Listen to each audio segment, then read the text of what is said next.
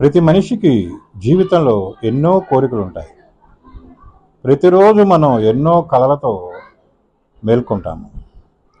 ఆ కలల్ని కోరికలుగా మార్చుకుని ఆ కోరికల్ని మనం సాధించుకోవడానికి ఎంతో కష్టపడుతూ ఉంటాం. అయితే ఇక్కడ ప్రశ్న ఏమిటంటే, ఇంత కష్టపడి మనం సాధించుకున్న కోరికల్ని అనుభవిస్తున్నామా అనేదే ఇక్కడ ప్రశ్న. మన కోరికలు నిజం చెప్పాలంటే మన చుట్టూ ఉన్న వాళ్ళ మీద ఆధారపడి ఉంటాయి. మన చుట్టూ ఉన్న వాళ్ళతో పోల్చుకుని మనం కోరికలను కూడా ఎక్కువ చేసుకుంటున్నాం. ఆ అలవిగాని కోరికల కోసం జీవితాంతం కష్టపడుతూ గానిగద్దుగులా జీవిస్తూ ఉంటాం. సరే, అదృష్టవశాత్తు ఒకవేళ కనుక ఆ కోరికలు సాధించుకుంటే మరి వాటిని మనం అనుభవిస్తున్నామా? ఇంకా అనుభవించినప్పుడు ఈ జీవితానికి అర్థమే ఉంటుంది. ఉదాహరణకు, ఒక మధ్యతరగతి మనిషి ఎంతో కష్టపడి జీవితాంతం తను కూడబెట్టుకున్న డబ్బుతో ఒక మంచి ఇల్లు కట్టుకుంటాడు. చివరికి అద్దె ఎక్కువ వస్తుంది కదా అని చెప్పి ఆ ఇంటిని ఎవరికో అద్దెకిస్తాడు. ఇంకా అతను ఏం అనుభవించాడు? అలాగే లక్షల లక్షలు పోసి నగలు కొంటూ ఉంటాము. ఆ నగల్ని మనం ఏ రకంగా అనుభవిస్తున్నాము? ఇలా చెప్పుకుంటూ పోతే మనం సాధించిన వాటిని ఏవి కూడా మనం అనుభవించట్లేదనేదే పూర్తిగా మనకి రూఢి అవుతుంది. కేవలం వస్తువులే కాదు, మానవ సంబంధాల విషయంలో కూడా మనం ఇలాగా ప్రవర్తిస్తున్నాం.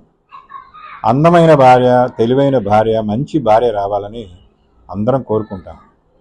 చివరికి ఆ భార్య వచ్చిన తర్వాత ఆవిడికి ఎంతగా గౌరవిస్తున్నాం మనం. అలాగే భర్త గురించి కూడా, అందమైన భర్త, మంచి సంపాదన పడు రావాలని అందరం కోరుకుంటాం. కానీ ఆ భర్త దొరికిన తర్వాత ఆ భర్తకు మనం ఎంత విలువిస్తున్నాము? మనం ప్రేమించి కావాలని కోరుకుంటున్న మనుషుల్ని ఎంతవరకు గౌరవిస్తున్నాము? ఎంతవరకు వాళ్ళతో మనము జీవితాన్ని అనుభవిస్తున్నామంటే లేదనే ప్రశ్నే మనకి ఎదురవుతుంది. దీనికి కారణం ఏంటంటే, మొదటిది భయం. ఒక వస్తువును సాధించుకున్న తర్వాత ఆ వస్తువు పాడైపోతుందేమో, వాడితే ఏమవుతుందో ఏమో అని దాన్ని దాచిపెట్టుకుని జీవితాంతం మురిసిపోతూ ఉంటాం. రెండోది ప్రదర్శన. మానవ సహజమైన ఒక గుణం ఏంటంటే, తన దగ్గర ఉన్నది ప్రదర్శించి అందరి ముందు గర్వంగా ఫీల్ అవుతూ ఉంటాడు. మూడవది కూడబెట్టుకోవడం.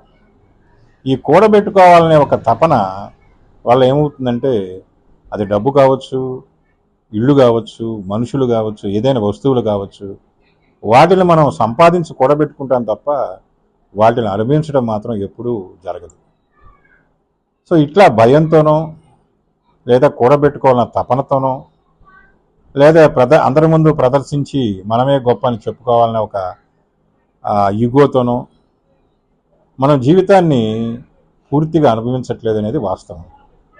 కాబట్టి ఇక నుంచైనా కూడా మీరు కోరికల్ని ఎక్కువగా కోరుకుని వాటిని సాధించుకోవడానికి ప్రయత్నించమాకండి. కోరికల్ని పరిమితంగా అట్టుపెట్టుకోండి. ఆ కోరికల్ని సాధించుకోండి. తర్వాత వాటిని అనుభవించడం నేర్చుకోండి. ఒక ఇల్లు కట్టుకుంటే అందులో ఉండటం నేర్చుకోండి. నగలు కొనుక్కుంటే వాటిని ధరించడం నేర్చుకోండి. మనుషుల్ని సంపాదిస్తే ఒక భార్య కావచ్చు, భర్త కావచ్చు, వాళ్ళతో కలిసి కాలం గడపండి. అప్పుడే జీవితానికి నిజమైన అర్థం వస్తుంది. జీవితం అంటే అనుభవించటం.